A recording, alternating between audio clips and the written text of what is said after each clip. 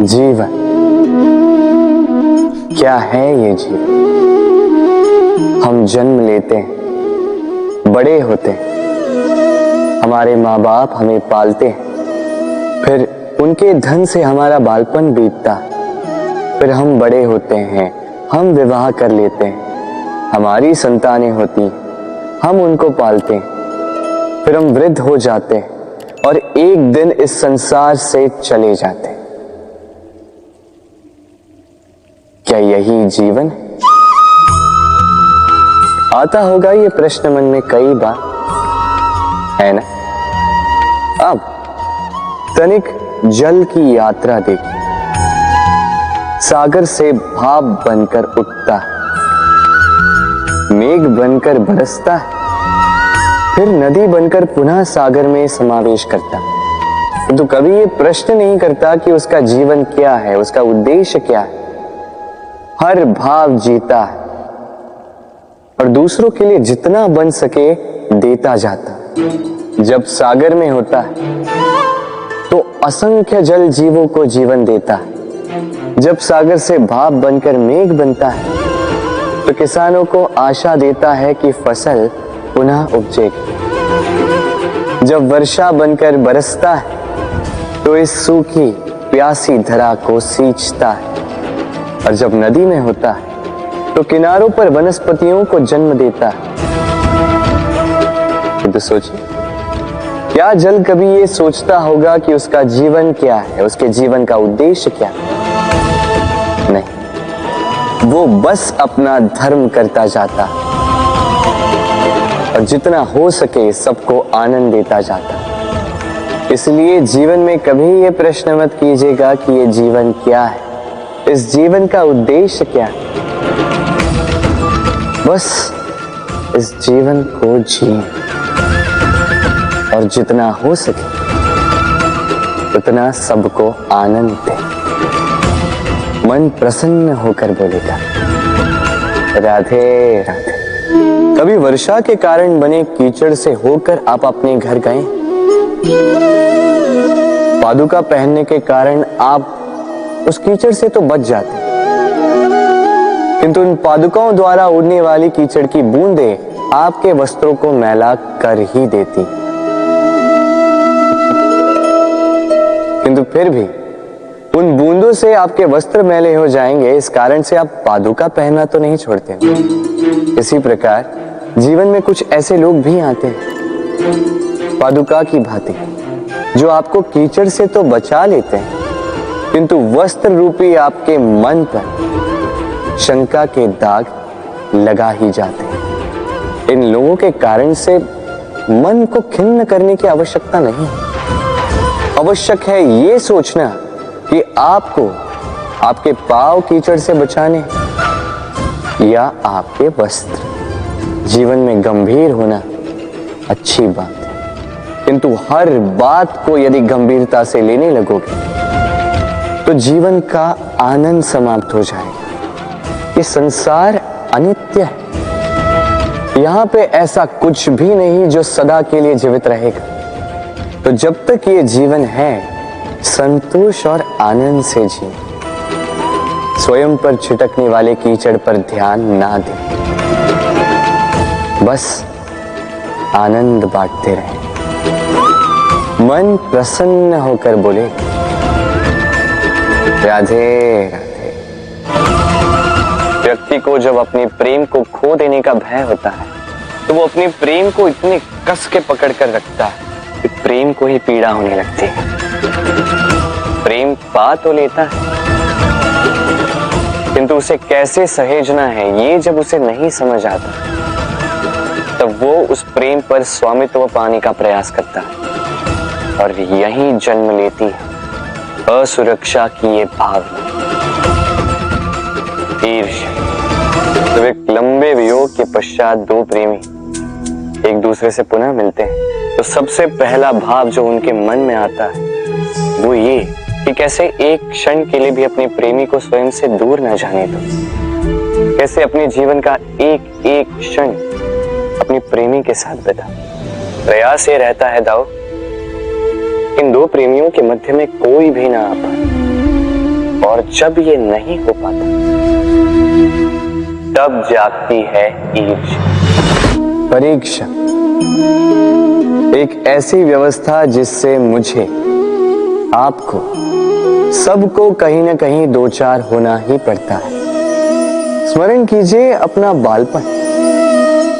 आप परीक्षा देने बैठे हैं। अब कुछ बालक ऐसे होते हैं जो वर्ष भर परिश्रम करते हैं, पढ़ते हैं, मन से परीक्षा देते हैं। कुछ बालक ऐसे होते हैं जो अपने आसपास बैठे बालकों की नकल करते हैं और परीक्षा में उत्तीर्ण भी हो जाते हैं। बुरा लगता है ये सोचकर कि कोई बिना किसी परिश्रम के परीक्षा में उत्तीर्ण कैसे हो सकता है। किंतु स्मरण रखिएगा, जो नकल करते हैं वो परीक्षा में उत्तीर्ण हो सकते हैं, सफल नहीं, क्योंकि वो नकल करते हैं बिना प्रश्न को समझे, बिना उत्तर का तरीका निकाले। यही हमारे साथ भी होता है। हम हमारे जीवन में दूसरों को देखते हैं, उनकी नकल करते हैं, उनकी भांति बनने का प्रयास करते हैं, किंतु ना हमारे जीवन में सफलता आती है, ना आनंद आता है। क्यों?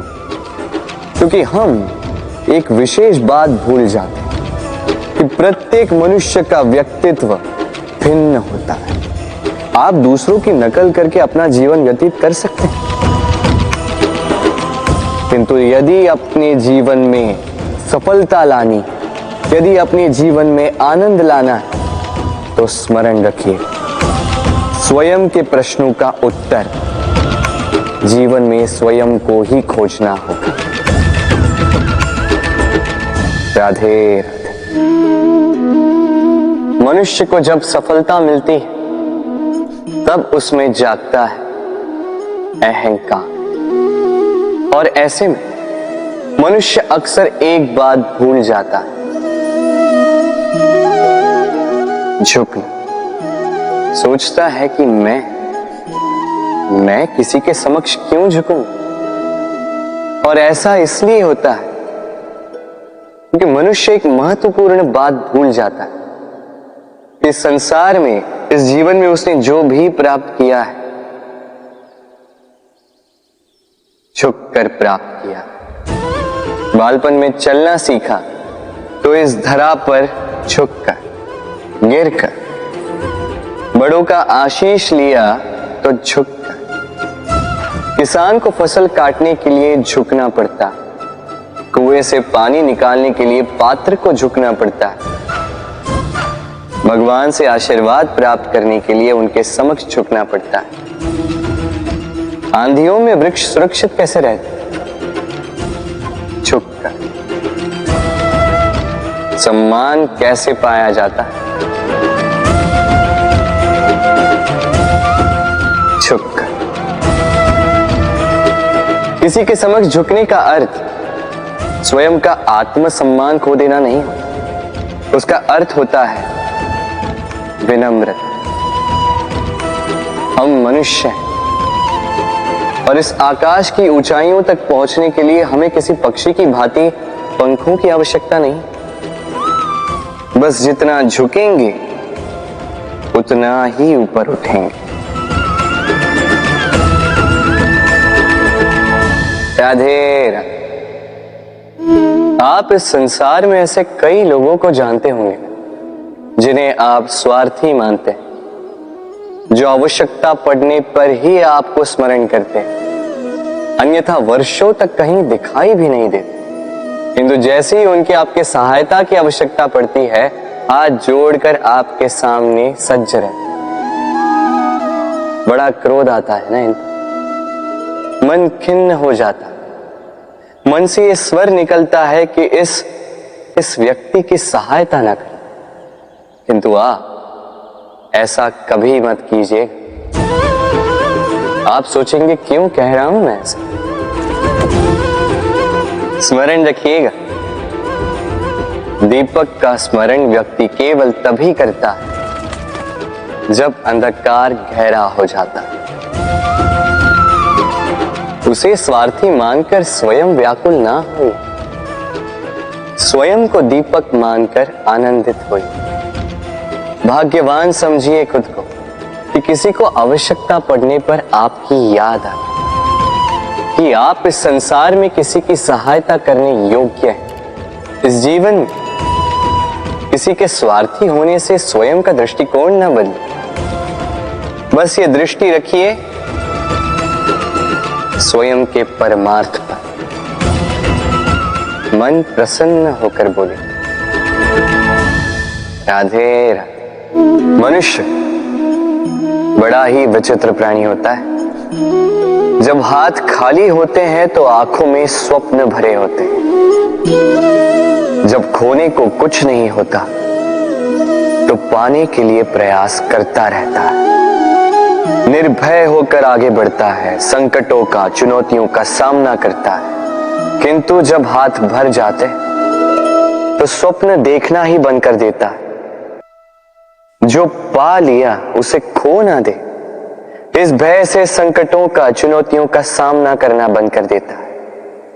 उस राह को ही छोड़ देता है जिस पर चलकर उसने सफलता पाई थी। ये अनुचित है। जीवन में कोई भी परिस्थिति हो, कैसी भी अवस्था, चुनौतियों को स्वीकार कीजिए, क्योंकि यदि आप चुनौतियां स्वीकार करोगे तभी आप इस संसार को कुछ देने योग्य बनोगे। यदि सफल रहे तो इस संसार को एक सक्षम नेतृत्व देंगे। यदि असफल रहे तो एक सीख कि क्या नहीं करना चाहिए। तो जीवन में चुनौतियों को चुने, चिंताओं को नहीं।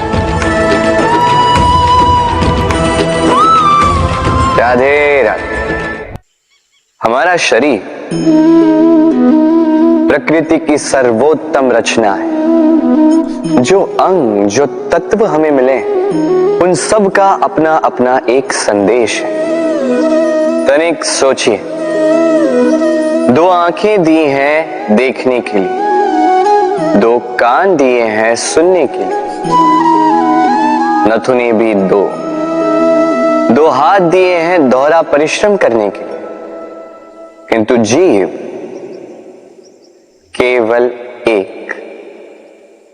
उस पर भी नुकीले बलिष्ठ दांत दिए हैं उनकी रक्षा के लिए। कभी सोचा है क्यों?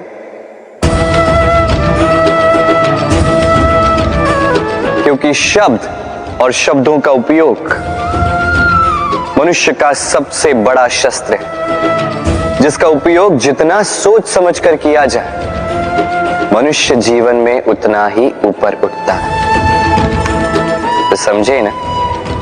देखो, सुनो, समझो अधिक, बोलो कम।